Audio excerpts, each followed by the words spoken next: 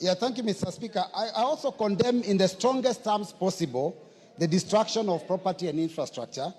And, but Mr. Speaker, we must be careful, because when you look at the way this motion is worded, we seem more concerned about the property that was damaged, and we are not talking about the 10 people that lost their lives yesterday. We are not talking about the 60 that lost their lives last year, right here in Parliament. Order, Mr. Speaker, Mbui, order. Mr. Speaker. Order, Robert Mbui, take your seat. Save his time. Save his time. Robert Mbui, I'm also sitting here and I listen. Let's have fidelity to facts. Milo Odhiambo next to you has eulogized all the dead up to 20 years back. Your neighbor there who moved the motion talked about the same thing. Kimani Ichung'wah talked about the same thing. So let's bear fidelity to facts. The motion is not just about what is written, but also what is going to the Hansard. Go ahead.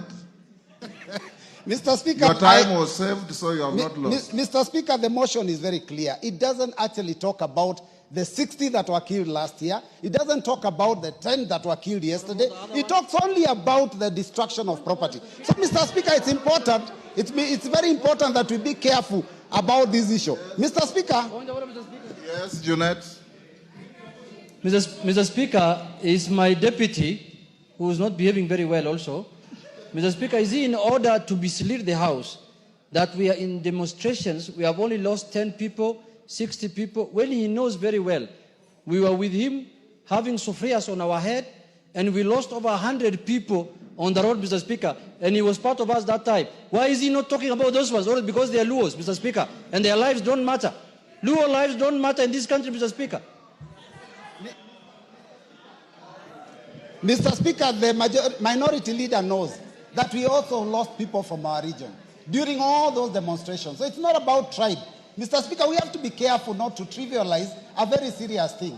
Now, Mr. Speaker, my concern is this, that this regime, unfortunately, seems to be curtailing rights that are enshrined in our Constitution under Chapter 4. Mr. Speaker, the first one is the freedom to demonstrate, Article 37.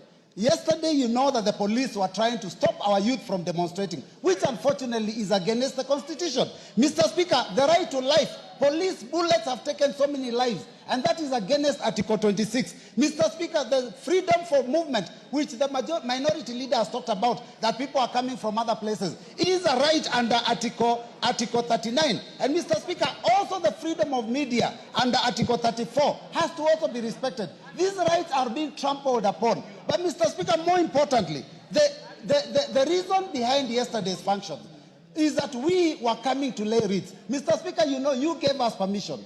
We laid wreaths even with members of this House, outside Parliament, with your permission. I had informed you that my leaders would also be coming to lay wreaths, and you didn't refuse. You only said they don't come. I told you he was not welcome in the presence of Parliament. You said they don't come into Parliament. Yes. Mr. Speaker, we laid the wreaths at the fence on the barbed wire that has been put, that is barricading Parliament. Mr. Speaker, how does a member then wake up and say that it is wrong for my party leader to commemorate and mourn those that were killed from all regions of the country? So, Mr. Speaker, I think let us not trivialize this thing. I've seen there's an attempt to try and malign certain individuals out of yesterday's activities. Mr. Speaker, this was spontaneous, and it was done across the country. And Mr. Speaker, I condemn the destruction. I condemn the looting. I condemn the killings. But we must condemn it fairly so that we do not make it a partisan issue or an individual or even a tribal